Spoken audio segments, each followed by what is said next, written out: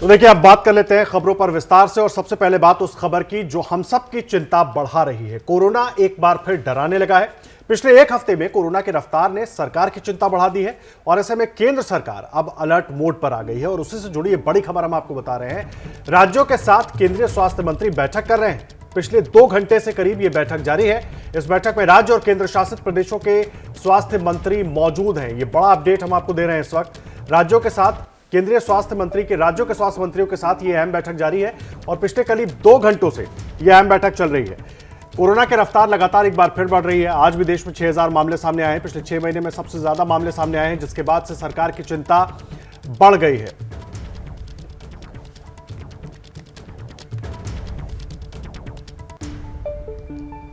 और इसी पर ज्यादा जानकारी के साथ हमारे सहयोगी दिल्ली से अंकित गुप्ता हमारे साथ जुड़ गए हैं। मुंबई से रौनक कुकड़े और लखनऊ से अजय हमारे साथ जुड़े हुए हैं। रुक कर लेते हैं दिल्ली का। अंकित, आप बताएं कि जो स्थिति इस वक्त देखने को मिल रही है, सभी ये कह रहे हैं कि आप डरे नहीं, सावधान रहे, और यही वजह है कि बैठकों का दौर भी चल रहा है और ये माना जाए कि कुछ ही देर बाद एक नई एडवाइजरी गाइडलाइन जारी हो सकती है।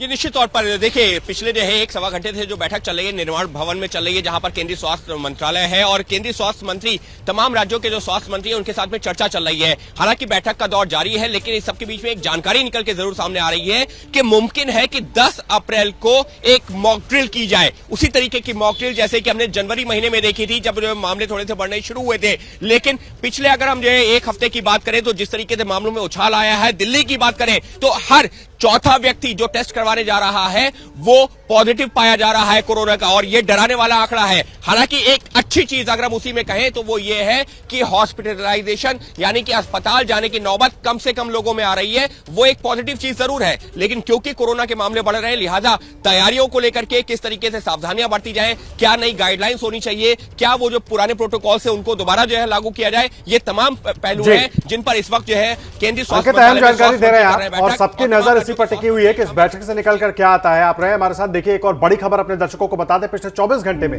देश में कोरोना के 6000 से ज्यादा लोग संक्रमित हुए हैं कोरोना से, और कल के मुकाबले 24 घंटे में 1000 से ज्यादा मरीज संक्रमित हुए हैं। यह बड़ा अपडेट इस वक्त हम दे रहे हैं आपको।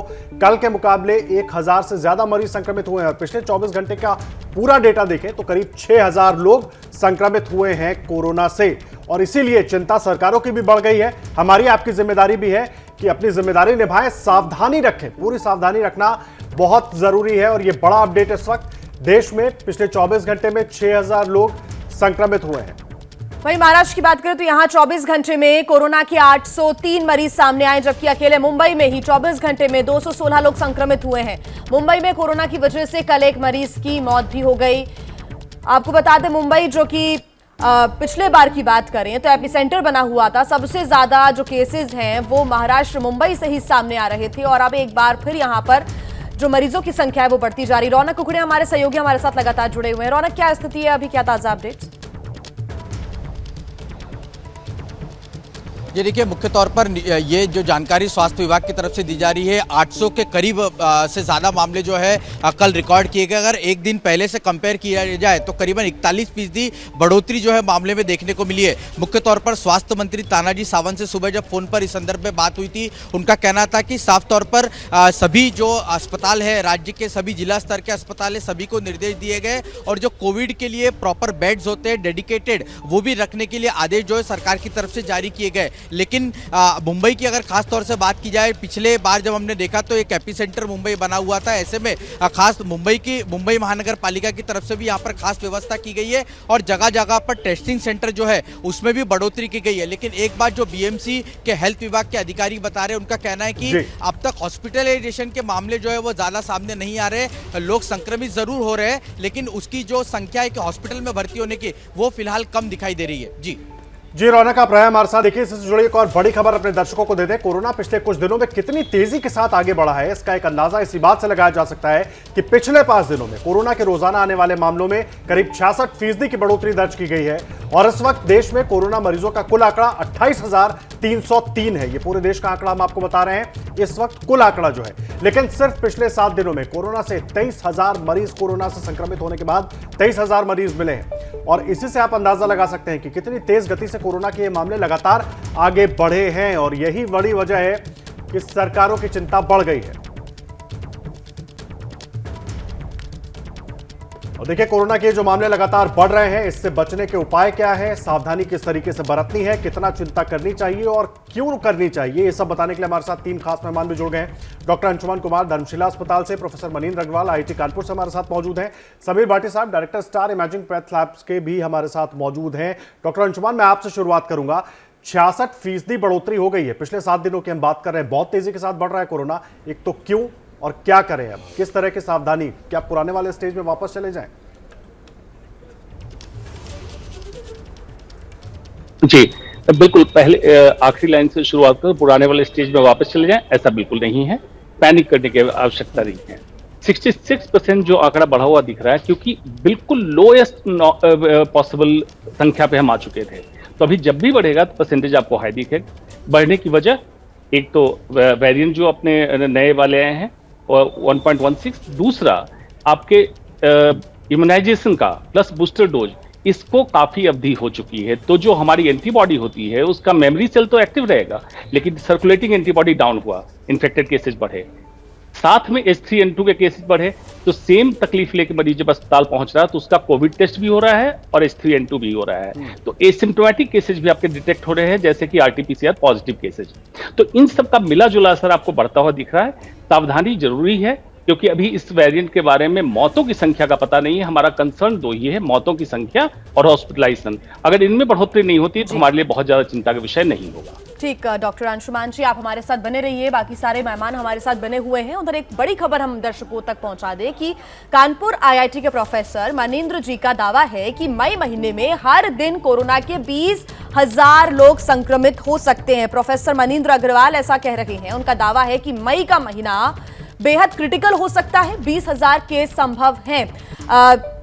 मनींद्र अग्रवाल जी, मेरा सवाल आपसे यह है कि हर्ड इम्यूनिटी का क्या हुआ? वैक्सीन लगी है लेकिन उसके बावजूद भी खतरा बरकरार है, माना कि नए वेरिएंट्स हो सकते हैं और लोग अस्पताल नहीं जा रही, अच्छी बात है, घर में ठीक हो जा रहे हैं, लेकिन अगर सिम्टम है इसलिए वो चेकअप करा रहे हैं, अपना टेस्ट करा रहे हैं, यानी कि अभी भी कोरोना इम्यूनिटी पर असर कर रहा है, आगे निकल रहा है।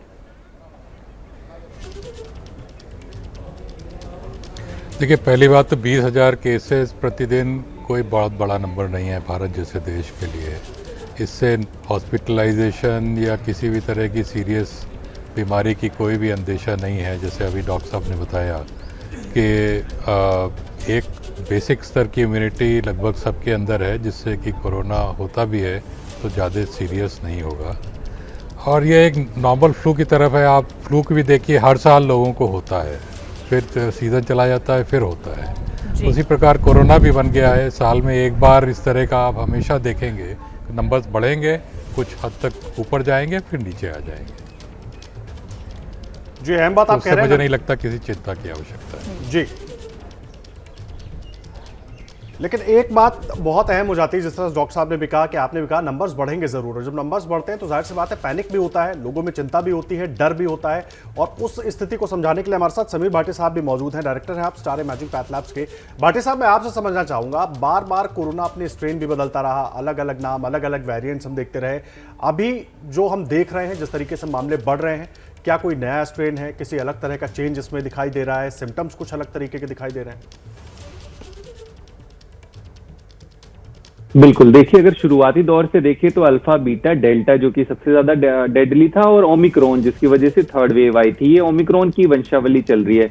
ओमिक्रॉन या उसके जो सब वेरिएंट थे या उसके जो सब लीनिएजेस थे या उसके रिकॉम्बिनेंट, जिस भी प्रकार के उसके वेरिएंट आए ओमिक्रॉन के, उनमें देखा गया कि वो कंटेजियस थे, संक्रामक हैं, और ये भी संक्रामक है। अभी हम XBB 1.16 जो देख रहे हैं, री इन्फेक्शन कॉज भी करता है कि अगर आपको पहले भी संक्रमण हुआ है, आपको फिर भी संक्रमण हो सकता है। इम्यून एस्केप है, मतलब अगर आपको वैक्सीन लगी है या आपको पहले से संक्रमण हुआ है तो भी आपको संक्रमण हो सकता है। जितना और हमें इसके बारे में पता है कि upper respiratory tract infection cause करता है, आपके लंग्स तक नहीं पहुंचता है।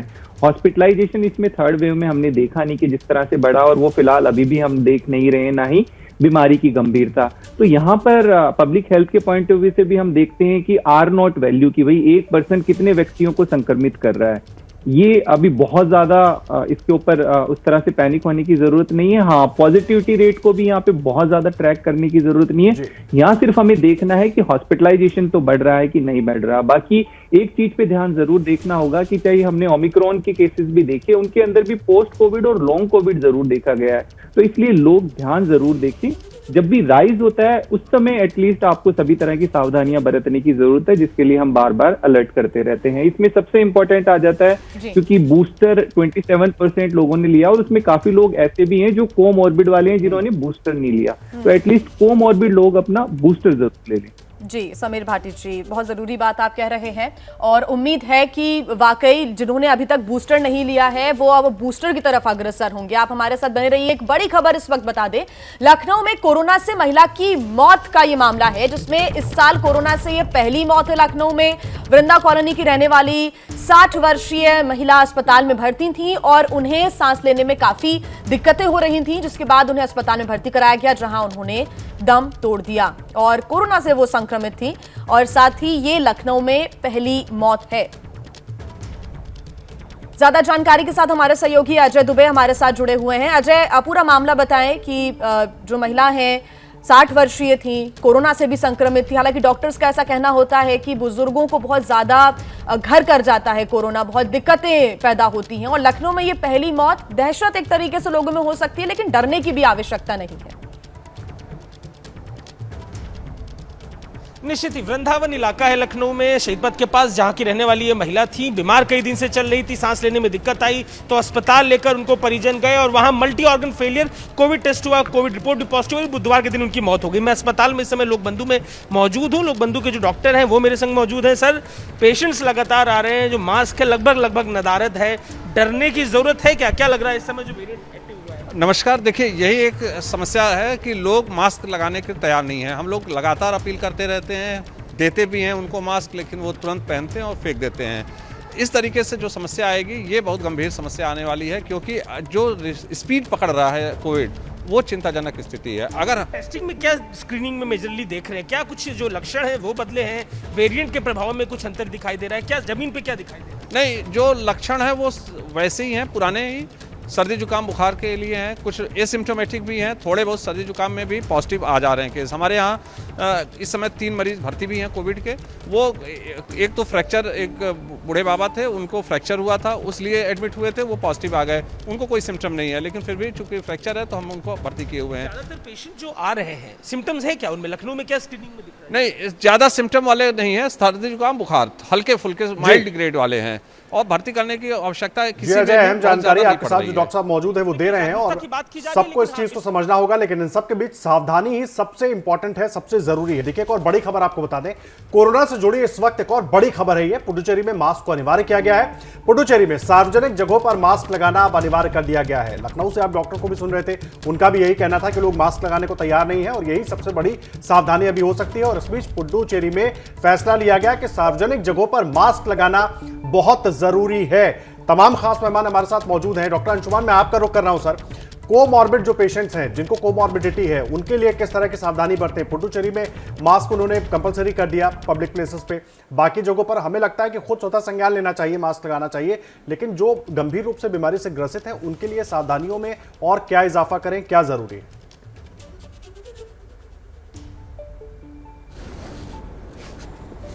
ही फाइनली आता है। अब तो कोई नई बात रही नहीं कि जागरूकता की कमी हो सकती है। 2020 अप्रैल की बात कुछ और थी। अब सबको मालूम है कि मास्क डिस्टेंसिंग क्राउडेड प्लेस पे नहीं जाना है, खास करके कोमॉर्बिड लोगों को। यंग एडल्ट फिर भी झेल जाएंगे क्योंकि ओमिक्रॉन के ही जैसा लक्षण होता है, वंशावली है, इसमें ज्यादा डैमेज नहीं कर रहा है। तो कोमॉर्बिड सिचुएशन में अगर डायबिटीज है उसको कंट्रोल रखें, हाइपरटेंशन कंट्रोल रखें, हार्ट डिजीज है या कैंसर जिसकी दवाई सुचारू रूप से चलनी चाहिए। बार बार फिर वही कहानी चालू होगी इम्यूनिटी बढ़ाने। इम्यूनिटी बढ़ाने से नहीं होगा, इम्यूनिटी को सम अवस्था में रखिए, एक्स्ट्रा कुछ नहीं करना है, पैनिक करके काढ़े वाढ़े के चक्कर में नहीं पड़ना है। अब कोमॉर्बिडिटी वालों को, यंगस्टर जो उनके घर में, वो भी प्रोटेक्ट करें कि अगर बाहर से जाएं, सपोजिटली इन्फेक्टेड प्लेस से जा रहे हैं तो डायरेक्ट बुजुर्ग के संपर्क में, कोमॉर्बिड वालों के संपर्क में नहीं आए, ताकि हाई वायरल लोड का खतरा उनको ना बने। यही सब एहतियात की जरूरत है। इसका भी आउटकम अगले 30 दिन 40 दिन में दिख जाएगा, किस तरह से वायरस ये ट्रेंड कर रहा है, फर्दर म्यूटेशन सब वेरिएंट्स आ रहे हैं, उसका मारक इफेक्ट, डैमेजिंग इफेक्ट है या नहीं, ये सारा दिख जाएगा, ये क्लियरिटी आएगी। एक और चीज समझना चाहेंगे डॉक्टर अंशुमान आपसे। डॉक्टर भाटी साहब भी जिक्र कर रहे थे इस बात का कि जो लोगों ने बूस्टर डोज नहीं लगवाया वो लगवा लें। बहुत से लोगों ने अपना वैक्सीनेशन तो कंप्लीट कर लिया, 2 कोर्सेज थे वो पूरा कर लिया। बूस्टर डोज के लिए तमाम तरह के तर्क लोग दे रहे हैं कि जरूरत नहीं है या जरूरत होगी तब लगवाएंगे, इस तरह के तर्क दे रहे हैं। तो उस सूरत में क्या होना चाहिए, क्या करना चाहिए? देखिए, कोमॉर्बिडिटी वालों के लिए बूस्टर डोज बिल्कुल रिकमेंडेड है। उसका रीजन ये है कि अभी भी फ्लू शॉट, जो फ्लू कॉमन वायरस हो चुका, उसमें भी इम्यून डेफिशिएंसी वालों को, कोमॉर्बिड वालों को फ्लू शॉट अभी भी लगाया जाता है, कैंसर के रोगियों को अभी भी लगाया जाता है। सिमिलरली कोविड का बूस्टर डोज लगवा लें तो बेहतर है।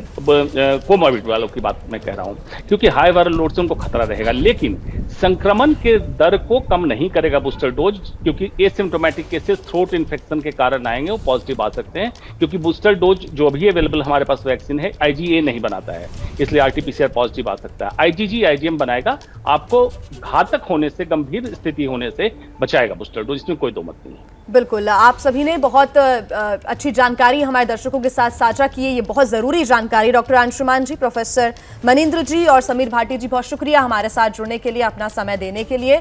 हमारी भी आपसे अपील है कि आप स्वतः संज्ञान लीजिए और सार्वजनिक स्थानों पर अगर जा रही हैं, भीड़ भाड़ वाले इलाके में अगर जा रही हैं, तो मास्क जरूर पहने और सुरक्षित रहें।